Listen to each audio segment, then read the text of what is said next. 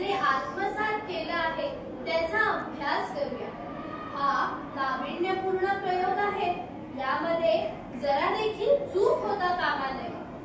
मुलीवर आमचा नमस्कार स्वीकार करावा. सदैव आनंदी स्नेहपूर्ण राहा. आपल्या आगमनाचे प्रयोजन व्यक्त व्हावे.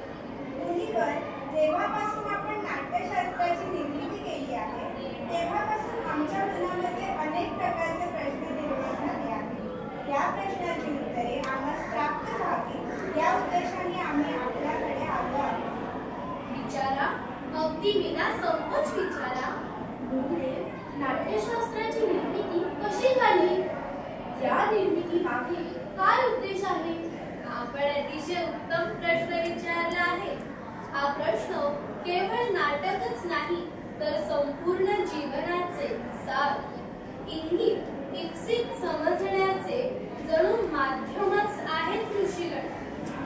जेव्हा त्रेतायुगात अखिल मानवजात काम आणि लोभ यांच्या अधीन जाऊन अधर्म आणि संघर्षाच्या दिशेने अधोगत होऊ लागली, तेव्हा इंद्रदेवाने ब्रह्मदेवांना प्रार्थना केली की असं कोणतं माध्यम आहे का जिथे पाहणे आणि ऐकणे अर्थात अवलोकन एकत्र होईल.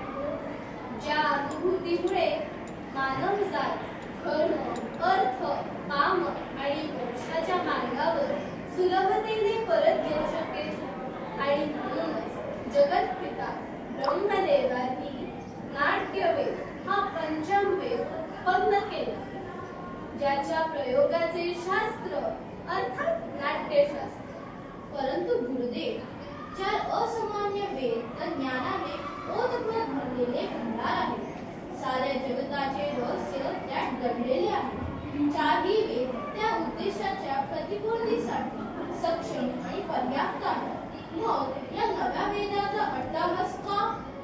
सकल जनांना अतिशय सुलभ आणि सोप्या पद्धतीने अवगत व्हावे यासाठी जनसामान्यांना नाटकाच्या माध्यमाद्वारे शिक्षणाच्या मार्गावर, धर्माच्या मार्गावर मार्गक्रमण करता यावे यासाठी या आणि अशा सृजन पवित्र उद्देशाने पितामह ब्रह्माजींनी चार वेदांचे अनोखे मिश्रण करून नाट्यवेद या सृजनात्मक पंचवेदांची निर्मिती केली.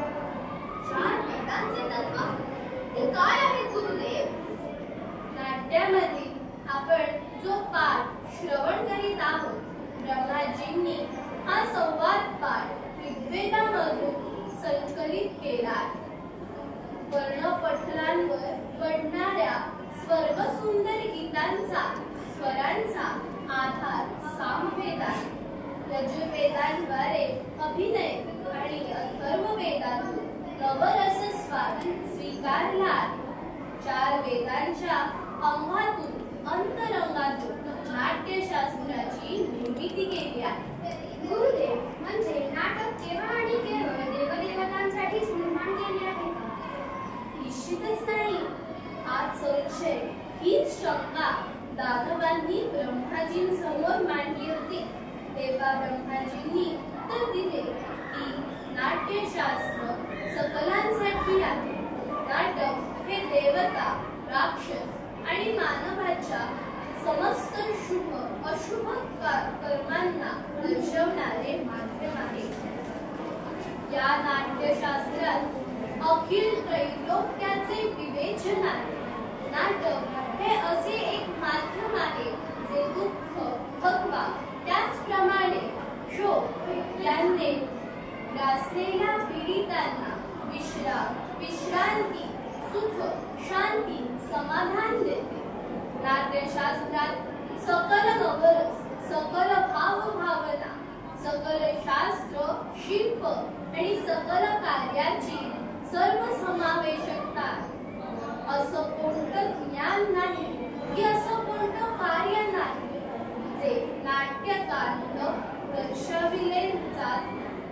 अद्भुत संपूर्ण सृष्टीचा समावेश लौकिक आणि अलौकिक आहे. सर्व धर्म,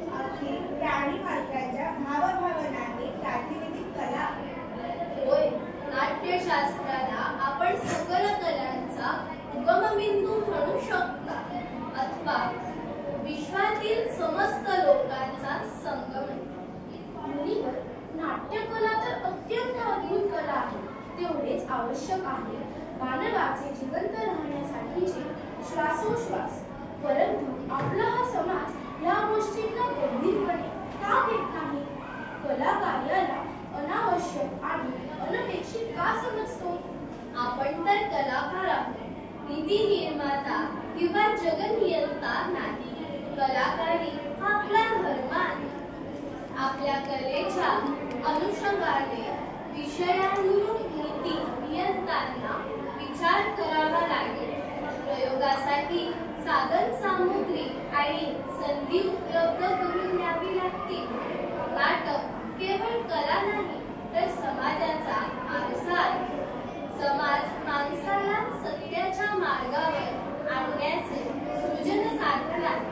रंगमंच नेहमी जात, धर्म, भौगोलिक सीमा यांच्या पलीकडे जाऊन समग्र मानवतेची शिकवण देते.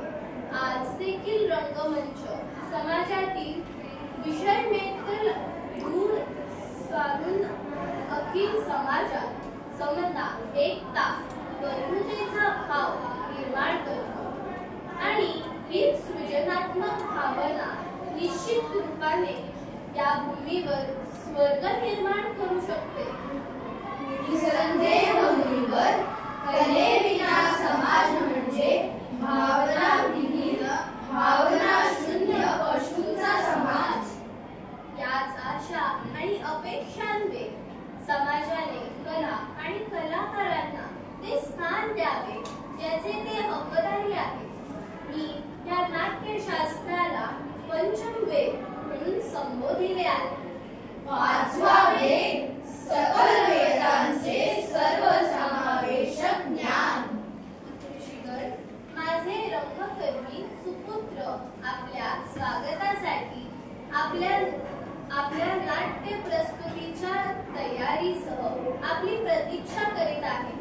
चला आपण जाऊ नाटकाच्या सादरीकरणाचा आनंद आस्वाद घेऊया. प्रगती व्हावी या राष्ट्राची, पूर्ण व्हावी मनोकामना.